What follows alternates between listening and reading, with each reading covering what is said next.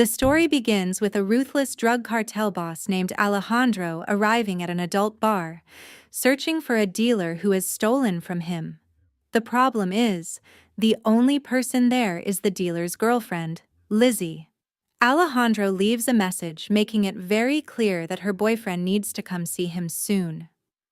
Lizzie explains that the dealer, whose name is Jensen, is not even her boyfriend. They only had a one-night relationship and have not spoken since. But Alejandro does not care.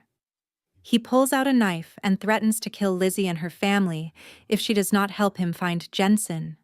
As Lizzie leaves, a security guard who witnessed the intimidation steps in and tries to stop Alejandro. Unfortunately, he has no idea who he is dealing with. In seconds, Alejandro kills him without hesitation. The story then shifts to a quiet, remote area outside the city. Here we meet Baudry, a retired secret agent living a peaceful life with his only daughter, Sophie. They live alone in a small cabin deep in the woods, far away from the noise and chaos of the city. Their life is calm and simple. Unlike most teenage girls, Sophie is raised with strict discipline. Her father is very protective, and instead of warning her about hanging out or going to night fairs, he teaches her how to handle firearms. Surprisingly, Sophie is comfortable with this lifestyle and sees it as normal. The next morning arrives. Baudry begins his day with prayer, showing his strong faith and gratitude for his family. Since it is Sophie's birthday, he has prepared a cake and a special gift for her. While she is still asleep, Baudry heads into town to buy some hunting supplies. At his usual shop, he finds a used lawnmower. It is still in good condition and can be fixed easily, so he buys it at a low price. Back at the cabin, Sophie wakes up and opens her birthday present. She is thrilled to discover a semi-automatic Glock weapon, something she has secretly wanted for a long time. After safely putting it away, she heads to the river to do some fishing. Suddenly, she hears someone screaming for help. Instead of rushing in blindly, Sophie trusts her survival instincts and returns home to tell her father, who has just arrived. Together, they search the area near the river. They soon discover a young woman named January drifting in the water, badly injured. Baudry notices a gunshot wound in her side. He wants to take her to the hospital, but January, barely conscious, begs him not to. With limited medical supplies, Baudry does everything he can to stop the bleeding. What happens next will change everything. This is hunting season.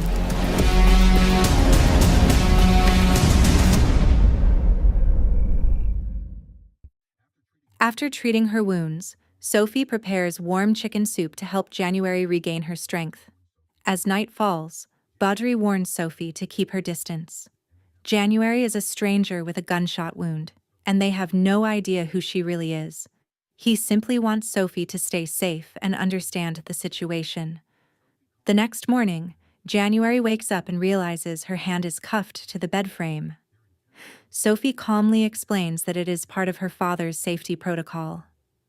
Even though it feels unsettling, their intentions are genuine, and January understands that they are only trying to protect everyone involved. Meanwhile, Baudry heads to the supermarket to buy medicine and clean clothes for January. While there, he unexpectedly runs into an old friend, a local sheriff named Brake. He is also introduced to Brake's new partner, Davenport, who has recently been transferred. After a brief conversation, they go their separate ways and continue with their day. Later that night, while Sophie is already asleep, January approaches Baudry, who is still awake. She finally opens up about what truly happened. She explains that after coming home from work, she found her roommate Lizzie being tortured by two masked men. Even though she had nothing to do with it, she was also hurt during the attack. The two men then dragged both women to the river. They shot a man connected to Lizzie and threw his body into the water. January managed to escape for a moment but was shot in the stomach before she could get away. Believing she was dead and carried off by the current, the attackers left her behind. At dawn, Baudry searches along the river to confirm her story. he finds Lizzie's body caught between branches near the water's edge.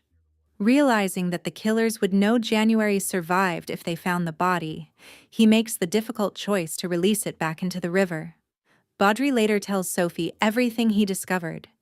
He struggles with the decision of whether to keep hiding January or turn her over to the authorities.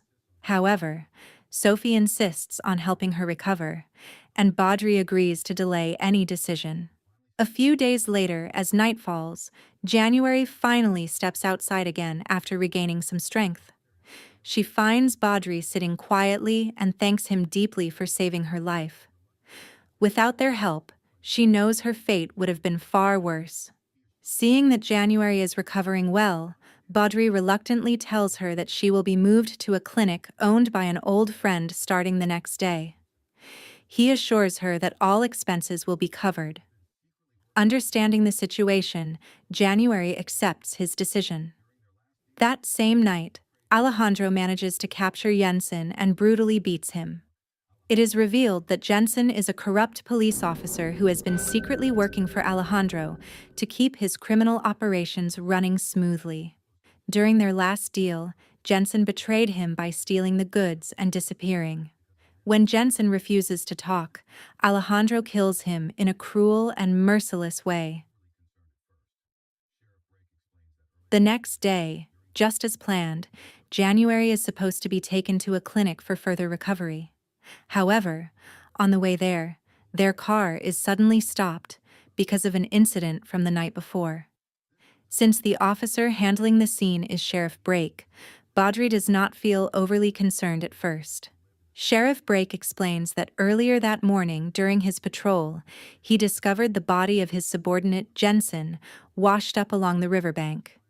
The case is still under investigation, but police have also received another report about a second body found further downstream. This one is identified as Lizzie.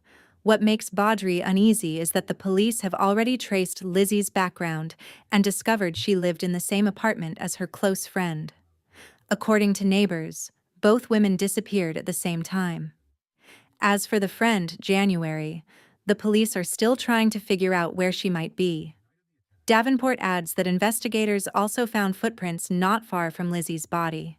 He suspects that January may still be alive and possibly being cared for by someone.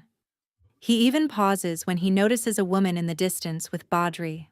Without hesitation, Baudry quickly claims she is his niece who came from out of town to celebrate Sophie's birthday.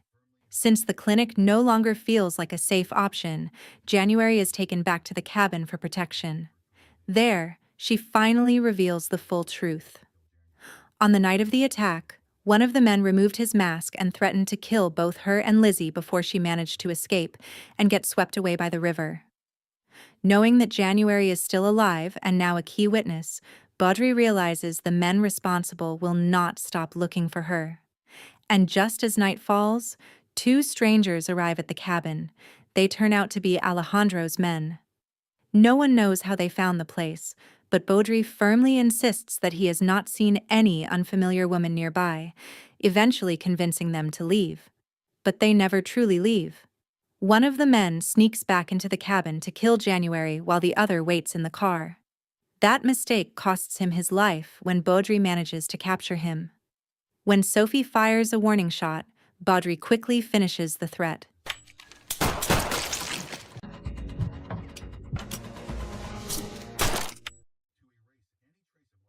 To erase any trace of what happened, Baudry is forced to burn the bodies and dump the vehicle in an abandoned mine where it will likely never be found. When they return to the cabin, January breaks down and apologizes, knowing that her presence has dragged Baudry and Sophie into something dangerous. Baudry then meets privately with Sheriff Brake. He admits that the missing woman from the river is alive and currently under his protection. Knowing Alejandro will send more men, he asks the sheriff to keep this a secret and help move January out of the area. Before parting ways, Baudry gives January a bundle of cash to help her start a new life. As Sheriff Brake drives her away, Sophie watches with teary eyes, knowing she has just lost someone who felt like family, and that this painful goodbye was the only way to keep her safe. The next morning, as they wake up, Sophie begins to worry about how January is doing. Baudry feels the same concern and tries calling Sheriff Brake, but the number is no longer active. With no other choice, they decide to go directly to the police station to find him. While Sophie waits in the car, Baudry is greeted by Davenport, who has just finished the morning assembly. Instead of explaining where Sheriff Brake is, Davenport casually shifts the conversation in different directions. He even suggests that Sheriff Brake might have been working with Jensen. But from what Baudry knows, Sheriff Brake has always been an honest man who never accepted dirty money. That night, while Baudry and Sophie are asleep, a strange car quietly parks near their cabin. The driver steps out, and it turns out to be Davenport. No one knows what his true intentions are, but he sneaks in while carrying a gun. Before he can act, Baudry quickly ambushes him. Soon after, Davenport is tied to a chair with a lawnmower hanging right in front of his face. When questioned, he finally admits the truth. Sheriff Brake is already dead, and January was handed over to Alejandro shortly after her last meeting with Baudry. Hearing that his closest friend is gone and that January has been captured, Baudry demands to know where Alejandro is hiding. When Davenport refuses and even challenges him, Baudry has no choice but to force the truth out of him. Once Davenport finally reveals Alejandro's location, Baudry takes a moment to write a letter for Sophie. In it, he apologizes for failing to protect her the way he should have. He also tells her that if he does not return by morning, she must go to her grandmother's house in Mexico. Baudry then heads to an abandoned factory, dragging the badly beaten Davenport along as leverage. There, he is met by Alejandro, who greets him with confidence and threats, ready to eliminate both Baudry and his captive. Unseen, Sophie secretly follows her father, and a violent shootout breaks out.